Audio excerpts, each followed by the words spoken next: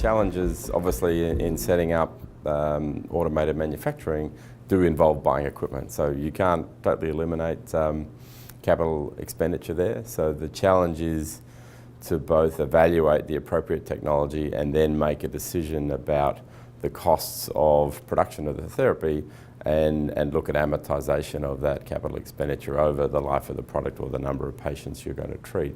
So you need to find the most appropriate technology and then work out the best way to cover the capital, because you can't avoid that. I think as products are being developed and introduced to the market, they're coming in at lower price points, so over time that capital investment will go down. But the key thing is to get the right equipment for your process and then to look at using that equipment on other processes that you might be manufacturing to spread that cost over a range of products. So the ideal situation, we will not pay the additional cost and money. So, but automation process is essential for the cell manufacturing process.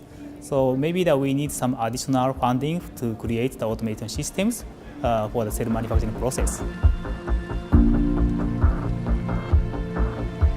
What I would suggest is that you really need to characterize your product well so that whatever changes you make in the automation process of the manufacturing of that, you have as little as possible change in the product characterization. So you really need to understand your product, have a good idea of how it works and what indicators you're going to look at to see and to prove that it is consistent, and then make your equipment selections have as little impact as possible on those indicators.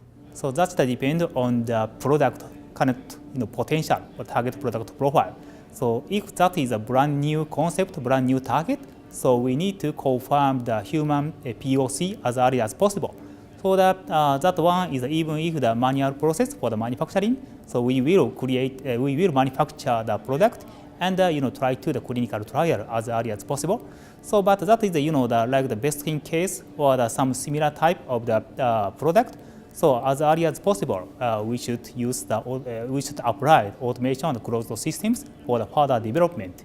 But anyway, as you know, this area, cost effectiveness will be required. So current product is very high prices. So under this situation, is automation and closed system may have the strong impact for the cost reductions. So that is a real positive impact for the patient treatment. So we really expect it for the further development or the progress of the technology for the automation and closed system for the manufacturing areas.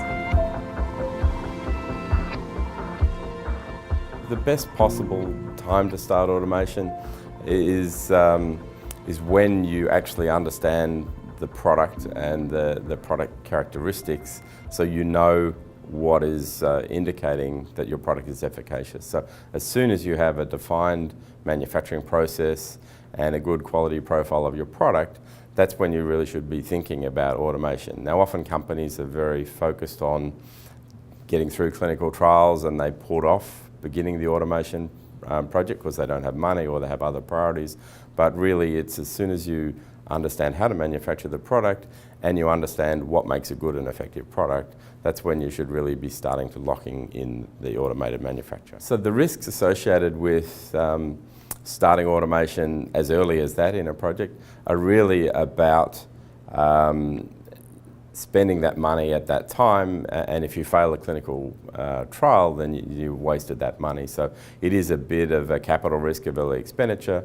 The other challenge is if you've started that automation before you've fully defined the product and you're continuing to do process development and the product profile changes, then you might have to change your manufacturing equipment. And again, the same risk applies. You've bought equipment early, you've invested in understanding it and operating that, and you have to change paths. So it's a capital loss and a timing loss.